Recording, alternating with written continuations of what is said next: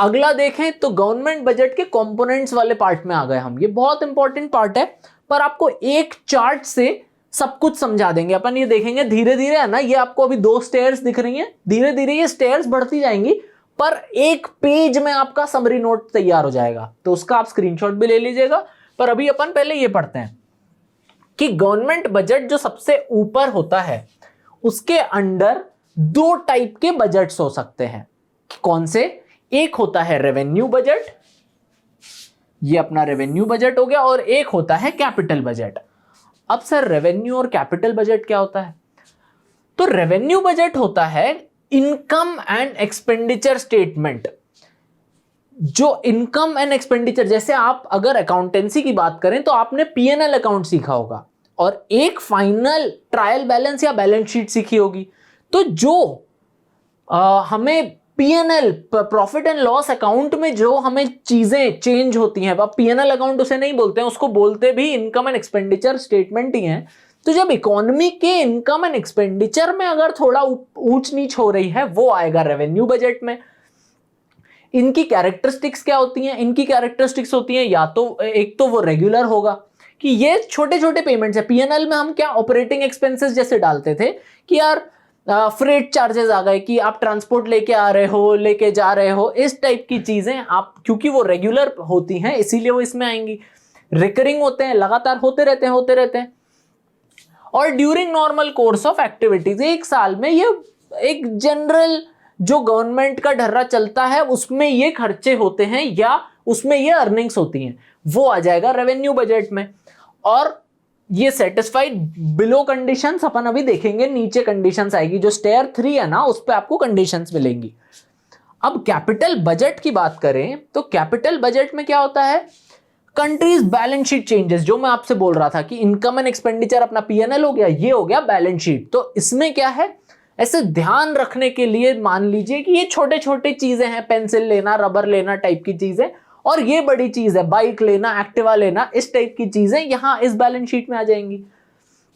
अब क्योंकि वो रिकरिंग था, ये वाला उसका उल्टा हो जाएगा, क्या होगा? Non recurring. वो रेगुलर था, ये हो जाएगा नॉन रूटीन। वो नॉर्मल कोर्स में था इसीलिए इसको नॉन रूटीन कर दिया। अब इसमें satisfied any one of the below conditions, ये भी कंडीशंस हम देखेंगे नीचे, ठीक है। तो ये आपका गवर्नमेंट बजट के 2 पार्ट आ गए, एक रेवेन्यू बजट, एक अपना कैपिटल बजट। अब तीसरा स्टेयर आ गया। अब क्या है, रेवेन्यू बजट के 2 पार्ट हो जाते हैं। क्या हो जाते हैं? एक रेवेन्यू रिसीट, एक रेवेन्यू एक्सपेंडिचर। रिसीट मतलब क्या? जैसे आप कुछ खरीदते हैं, किसी भी शोरूम में जाके आपने कुछ खरीदा तो आपको एक रिसीट दे देता है वो। उसी टाइप से आपके पास जो भी पैसा आया वो रिसीट में आ जाएगा, जो भी आपने खर्चा किया वो एक्सपेंडिचर में आ जाएगा। अब जो conditions satisfied both the below conditions होती हैं, तो रेवेन्यू रिसीट में हम क्योंकि बोल रहे थे पीएनएल अकाउंट चेंज, तो ये है नॉट, लायबिलिटी इंक्रीज नहीं होगी। ये जो अपन को पैसा आ रहा है ना, ये ऐसी चीज से नहीं आ रहा है कि भाई तुमने भाड़े पे ले लिया हर चीज, तो लायबिलिटी इंक्रीज नहीं होगी और एसेट भी कम नहीं होगा। ये पैसा उससे भी नहीं आएगा कि तुमने पैसा कमाने के लिए अपना घर ही गिरवी पे रख दिया, या ये घर गिरवी पे रख दिया, वो भी नहीं होगा, और घर बेच दिया, वो भी नहीं होगा, ऐसा। और रेवेन्यू एक्सपेंडिचर क्या हो जाएगा? रेवेन्यू एक्सपेंडिचर में क्या होगा? ये ऐसा खर्चा नहीं है जिससे लायबिलिटी कम हो गई। आपने अपनी लायबिलिटी चुकाने के लिए जो खर्चा किया वो इसमें नहीं आएगा, और एसेट इंक्रीज हो गया, ऐसा भी नहीं होगा कि आपने घर खरीदने के लिए एक्सपेंडिचर किया, वो इधर आ जाएगा। तो यहां जो कंडीशंस हैं, बोथ कंडीशंस, ये दोनों को सेटिस्फाई करोगे तो वो रेवेन्यू रिसीट आएगी। जो दोनों को सेटिस्फाई करोगे तो रेवेन्यू एक्सपेंडिचर आएगा। तो ये अपना रेवेन्यू बजट का एक स्टेयर हो गया। अभी अपन और नीचे उतरेंगे। अब कैपिटल बजट हम देख रहे थे, इसमें satisfy any one of the condition हो गई। तो कैपिटल रिसीट्स क्या है? वो बड़ी पैसा आना, बड़ा अमाउंट में, बड़ा अमाउंट बस याद करने के लिए आप लिख नहीं सकते इसको एग्जामिनेशन में। तो कैपिटल रिसीट्स वो हैं या तो वन ऑफ द में, मतलब और या तो ऐसा लिख लो आप, तो या तो आपकी लायबिलिटी बढ़ रही है इस पैसे से, तो या तो आपने लोन ले लिया होगा या अपना घर गिरवी पे रख दिया होगा, तो आपकी लायबिलिटी बढ़ गई, पर पैसा तो आ गया, पैसा आया तो लायबिलिटी बढ़ी। या फिर आपका एसेट डिक्रीज हुआ। एसेट डिक्रीज मतलब आपने कोई अपना एसेट बेच दिया, आपने घर बेच दिया, तो उससे भी पैसा तो आया। पैसा आना मतलब रिसीट। ठीक, अब कैपिटल एक्सपेंडिचर की बात करें, खर्चा हुआ।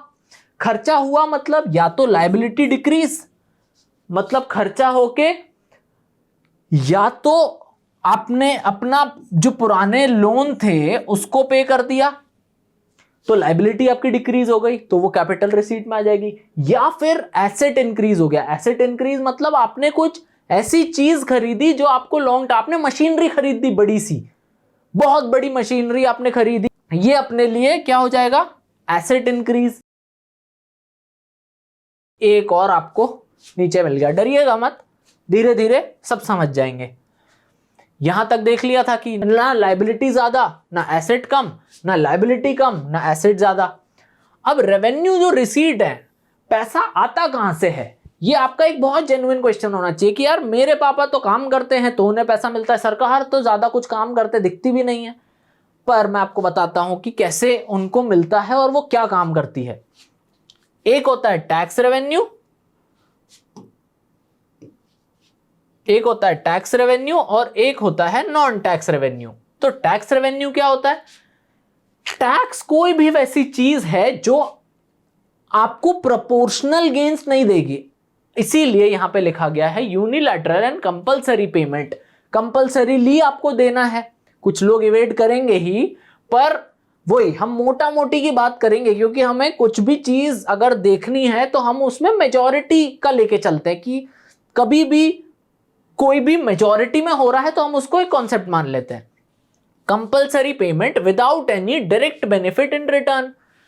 एक भी यूनिलैटरल ट्रांसफर किया, यूनिलैटरल मतलब मैंने सरकार को टैक्स पे किया, पर इसका यह मतलब नहीं है कि अगर मैंने 2 लाख रुपए टैक्स में गवर्नमेंट को दिए तो मैं गवर्नमेंट की कॉलर पकड़ के बोलूंगा कि तू 2 लाख रुपए की मेरे यहां सड़क बनवा। ऐसा नहीं हो सकता है।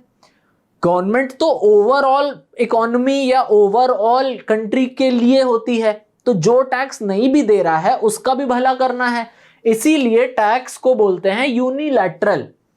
मैं दे रहा हूं पर मैं 2-2 लाख का हिसाब नहीं ले सकता, हो सकता है मेरे पे सिर्फ 50,000 खर्च हुआ मेरे घर के सामने की रोड बनके, तो इसीलिए हो गया यूनिलैटरल।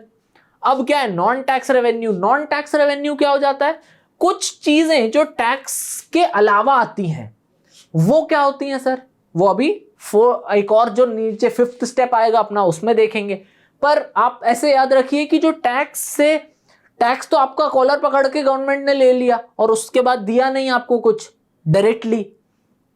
नॉन टैक्स में भी फीस हो गई, इंटरेस्ट हो गया, इस टाइप की चीजों से उन्हें पैसा, आपको जो एनसीईआरटी बुक बेच रहे हैं तो उसकी पब्लिशिंग की कॉस्ट अगर 10 रुपए है और आपसे 50 रुपए ले रहे हैं, वो कहां जाएगा, नॉन टैक्स में। वो टैक्स तो नहीं है, वो तो आपको प्रोपोर्शनल मिल रहा है ना उसकी चीज।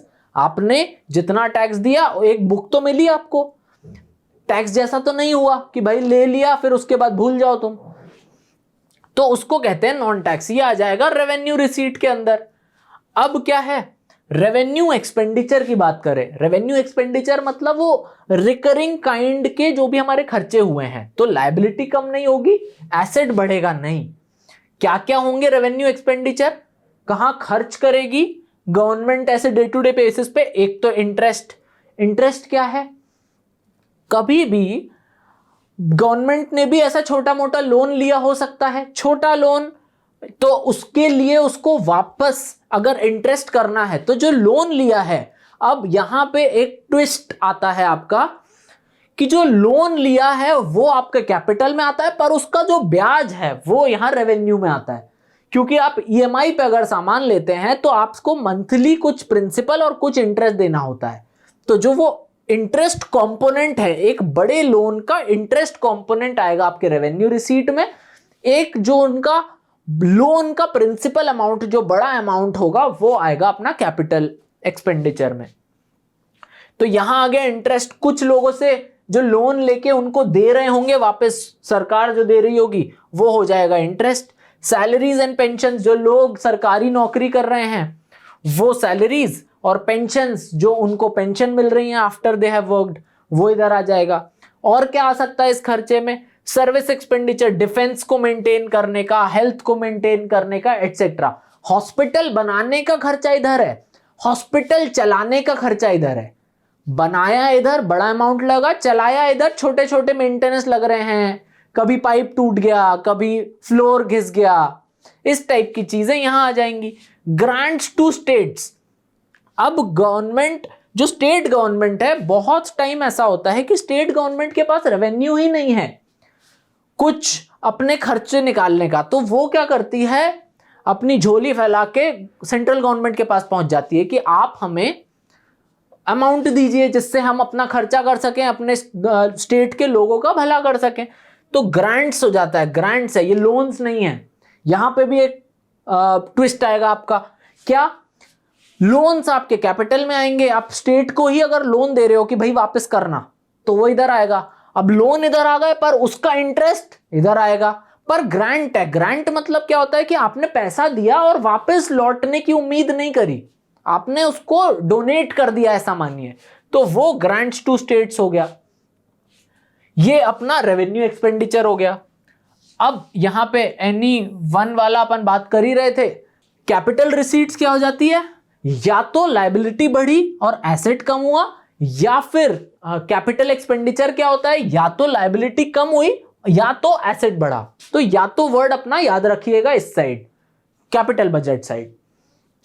अब क्या है, अगर बोरोइंग्स की बात करें, कैपिटल रिसीट्स कैसे आ सकती हैं, कैसा बड़ा अमाउंट का मेरा पैसा मेरे को मिल सकता है, ये गवर्नमेंट अगर सोचे तो वो 4-5 ऐसे सोर्सेज हैं, और भी हैं, पर आपको मोटा मोटा इतना पता होना चाहिए। एक तो मेरे पास पैसा आ सकता है बोरोइंग से, मैंने उधारी ले ली, तो उधार का लोन जो है या तो मैं ओएमओ या तो ओपन मार्केट ऑपरेशन से ले सकता हूं। ओपन मार्केट ऑपरेशन क्या होता है? मैं बेच देता हूं government securities to the public, तो पब्लिक की कर्जदार हो गई सरकार कि उन्हें 15 साल बाद पब्लिक को पैसा वापस देना है। पर फिलहाल क्या हुआ, फिलहाल तो मेरे पास पैसा आ गया, तो ये हो गई कैपिटल रिसीट। या तो आप ओएमओ मतलब पब्लिक से ले सकते हो, या तो आरबीआई से आप पैसे ले सकते हो। अभी कोविड के टाइम पे आरबीआई ने बड़ी मदद करी गवर्नमेंट की, या तो आरबीआई से ले सकते हो या फॉरेन गवर्नमेंट से ले सकते हो। कुछ गवर्नमेंट दूसरी कंट्री के पास चली जाती है कि भाई आप अमीर कंट्री, हम गरीब कंट्री, हमें मदद कर दीजिए। वो कहां आएगा? उनके कैपिटल रिसीट में आएगा। इंटरनेशनल इंस्टीट्यूशन, आईएनटी मतलब इंटरनेशनल है यहां पे, तो इंटरनेशनल इंस्टीट्यूशन मतलब वर्ल्ड बैंक के पास सामने चले गए झोली खोल के कि भैया कुछ पैसे दे दीजिए, मदद कर दीजिए। वर्ल्ड बैंक हो गया, आईएमएफ हो गया, एशियन डेवलपमेंट बैंक हो गया, ऐसे बहुत सारे इंटरनेशनल इंस्टीट्यूशंस हैं जो वर्ल्ड का हित चाहते हैं। जैसे सरकार अपने देश का हित चाहती है, वैसे ही ये पूरे वर्ल्ड का हित चाहते हैं, तो ये देते रहते हैं डेवलपिंग कंट्रीज को। अगला क्या है? Recovery of loans. मैंने कभी लोन दिया था किसी को, अब वो वापस आया, तो जो वापस आया वो इधर आएगा कैपिटल रिसीट में, पर हर महीने जो उसको इंटरेस्ट आ रहा था वो किधर आएगा? रेवेन्यू रिसीट में आएगा। अगला क्या है? डिसइन्वेस्टमेंट। डिसइन्वेस्टमेंट क्या होता है? डिसइन्वेस्टमेंट ये होता है कि किसी भी कंपनी का मेजॉरिटी स्टेक होल्डिंग मैंने किसी और को दे दी, तो गवर्नमेंट के पास पीएसईज जो हम बात करके आ रहे थे, वो पीएसईज अगर उनके पास हैं, हो सकता है कि वो पीएसईज का पार्ट प्राइवेट को बेच दे। जैसे हमारे सामने एक बहुत बड़ा सामने एग्जांपल है एयर इंडिया का। तो एयर इंडिया में गवर्नमेंट सबसे बड़ी स्टेक होल्डर थी, पर उसे क्या लगा कि अब वो ऑपरेशनली अच्छे से चला नहीं पा रही है, इनोवेशन नहीं ला पा रही है, तो उसने क्या किया? बिड मंगवाई और बिड में टाटा जीता। तो जो बिड करके टाटा ने पैसे प्रॉमिस किए, उतने ज्यादा पैसे जो इनके पास आए गवर्नमेंट के पास, वो कहां आएंगे? कैपिटल रिसीट्स में। स्मॉल सेविंग्स, सर आप तो अभी बड़े बड़े कैपिटल में बात कर रहे थे, ये तो स्मॉल सेविंग्स लिखा है। स्मॉल सेविंग्स का मतलब ये होता है कि ये भी छोटे छोटे लोगों से सेविंग्स कुछ इंस्ट्रूमेंट्स होते हैं, जैसे बॉन्ड्स आप बात कर रहे थे ना, ये बॉन्ड अगर आप मार्केट में खरीदने जाएं तो ये थोड़ा महंगा मिलेगा। स्मॉल सेविंग स्कीम आप प्रोबेबली 1000 रुपए से भी चालू कर सकते हैं, इसीलिए, पर इनका बेनिफिट ये है कि ये पूरी पॉपुलेशन जब रहती है तो एक अकाउंट में जब पैसा आके एक्यूमुलेट होता है तो वो बहुत ज्यादा हो जाता है। आप, मैं और सब लोगों ने अगर हजार पूरी कंट्री ने हजार रुपए अगर दे दिए और स्मॉल सेविंग्स अकाउंट में रख दिया तो कितना बड़ा अमाउंट हो जाएगा। वो पैसा कहां रखेगी सरकार? कैपिटल रिसीट्स में। अब कैपिटल एक्सपेंडिचर क्या होता है? कैपिटल एक्सपेंडिचर वापस जो अपन बात कर रहे थे, लायबिलिटी नीचे एसेट ऊपर, या तो दोनों में से कोई एक। क्या हो गया? Loan to states. अब यहां पे हम ग्रांट्स की बात कर रहे थे, तभी यहां पे लोन है। बहुत सारी स्टेट्स वो बोलते हैं कि यार हम इतने आत्मनिर्भर हैं, हमें भीख की जरूरत नहीं है, हमें डोनेशन मत दो तुम, मैं पूरे सेल्फ रिस्पेक्ट के साथ आया हूं, आप मुझे टेम्पररीली पैसा दे दो, वापस ले लेना, मैं वापस दे दूंगा और ब्याज भी दूंगा। तो वो हो गया लोन टू स्टेट्स। जो दिया तो पैसा गया मतलब एक्सपेंडिचर, खर्चा, तो वो आ गया कैपिटल एक्सपेंडिचर में। Expenditure on building, infrastructure, flyover, school etcetera. अब फ्लाईओवर बनवाना है या बड़ी बड़ी रोड्स, हाईवेज बनवाना है, एयरपोर्ट्स बनवाना है, स्कूल्स बनवाना है, हॉस्पिटल्स बनवाना है, इसका जो सरकारी हॉस्पिटल्स और ब्रिजेस होते हैं, जितने भी होते हैं, उसका खर्चा, बड़ा खर्चा, capital expenditure. Repayment of borrowing. Repayment of borrowing मतलब मैंने लोन लिया था, उसको मैं लौटा रहा हूं तो मेरा पैसा गया मतलब एक्सपेंडिचर, बड़ा पैसा गया मतलब कैपिटल एक्सपेंडिचर, इसीलिए रीपेमेंट ऑफ बोरोइंग भी इधर ही आ गया। अब चलिए नेक्स्ट देख लेते हैं, अगले स्टेयर पे आ जाएं। ये तो बढ़ते ही जा रहा है, नहीं ये लास्ट है, इससे ज्यादा नहीं बढ़ेगा। अब क्या है? टैक्स रेवेन्यू हम देख लिया था। टैक्स रेवेन्यू में दो टाइप के टैक्स आ जाते हैं, एक डायरेक्ट टैक्स और एक इनडायरेक्ट टैक्स। अब जो डायरेक्ट टैक्स है वो दिल पे वार है, इसीलिए यहां पे लिखा है दिल पे वार। बजट, क्योंकि आप इसका बर्डन शिफ्ट नहीं कर सकते, जिस पे लग रहा है उसी को पैसा देना है, तो जिस पे लग रहा है उसी को तो देना चाहिए ना, चाहिए। पर इनडायरेक्ट में क्या होता है? करे कोई भरे कोई। कैसे? कोई, आप दुकान में गए, कुछ आप खरीदने गए, आपने कुछ खरीदा, तो हो सकता है वो बिस्किट पे जीएसटी एक्चुअली शॉपकीपर को देना था, पर वो बोलेगा कि भाई एमआरपी 10 रुपए है, पर मेरी दुकान से आपको खरीदना है तो 12 रुपए में ले जाओ। तो वो क्या कर रहा है? अपना जो टैक्स है ना, वो आपको बर्डन शिफ्ट कर दे रहा है कि आप दो मेरा टैक्स। अब दूर दूर तक और कोई दुकान भी नहीं है, तो आपको क्या करना पड़ेगा? मजबूरी में आप जाके उसी से 12 रुपए में ही खरीद लोगे कि यार दूर जाने का पेट्रोल का खर्चा अलग है, इससे अच्छा यहीं से ले लेते हैं। Actual burden, incidence, actual burden मतलब इंसिडेंस होता है ऑन अस, हम पे एक्चुअल बर्डन पड़ रहा है। एक्चुअल तो टोपी हमें पहना रहा है ना वो 2 रुपए की। लाइबिलिटी टू पे तो उस पे थी, सेलर पे थी, इंपैक्ट सेलर पे था, पर इंसिडेंस किस पे रहा? हम पे रहा। इंपैक्ट किस पे रहा? उस पे होना चाहिए था, पर उसने अपन से ले लिया। दिल पे वार कर दिया तो कहीं बर्डन शिफ्ट नहीं कर सकते। क्या है? इनकम टैक्स हो गया, कॉर्पोरेट टैक्स हो गया, एटसेट्रा हो गया। इनडायरेक्ट टैक्स कौन से होते हैं? जीएसटी हो जाता है, बेसिक कस्टम्स हो जाता है, एटसेट्रा। अब नॉन टैक्स रेवेन्यू में जो कंफ्यूज थे लोग कि यार और क्या क्या आता है, वो हमने अभी रफली तो देख लिया था डिफरेंस बिटवीन में क्या क्या। इंटरेस्ट देख लिया था, प्रॉफिट देख लिया था, डिविडेंड देख लिया था, गिफ्ट। अभी कुछ कंट्रीज दूसरी कंट्रीज को गिफ्ट भी दे देती हैं। जैसे अगर एग्जांपल दूं तो हमने मॉरिशियस को हेलीकॉप्टर्स गिफ्ट किए थे, तो ये तो सिर्फ अगर उसकी जगह, हेलीकॉप्टर की जगह हम पैसे ही दे देते तो वो उनकी बैलेंस शीट में या उनके इनकम स्टेटमेंट में नॉन टैक्स रेवेन्यू में आता कि भाई हमें बस मिल गया है। वो फीस, एंट्रेंस फीस की जैसे बात कर दी थी अपन ने। फाइन्स, आप हेलमेट बिना पहने चल के देखिए तो आपको समझ में आ जाएगा फाइन्स का क्या मतलब होता है। ग्रांट्स, अभी हम देख रहे थे कि डोनेशन टाइप का, कि आपने पैसा दे दिया, वापस लौटाने का कोई भी ऑब्लिगेशन नहीं है। ये दो कुछ आपको अलग लगेंगे। क्या है? एस्चीट्स। एस्चीट्स ये होता है कि कई बार आपने देखा होगा, अभी कोविड में तो आप लोगों ने डेफिनेटली देखा होगा कि बहुत सारी प्रॉपर्टीज थी जहां पे लोग रहते थे और उनकी पूरी फैमिली वाइप आउट हो गई।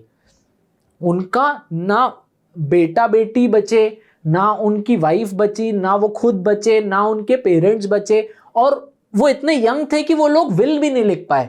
जनरली लोग थोड़े से अपने बुढ़ापे में सोचने लगते हैं कि यार मैं विल लिख देता हूं कि किसको जाएगा मेरे मरने के बाद मेरी प्रॉपर्टीज।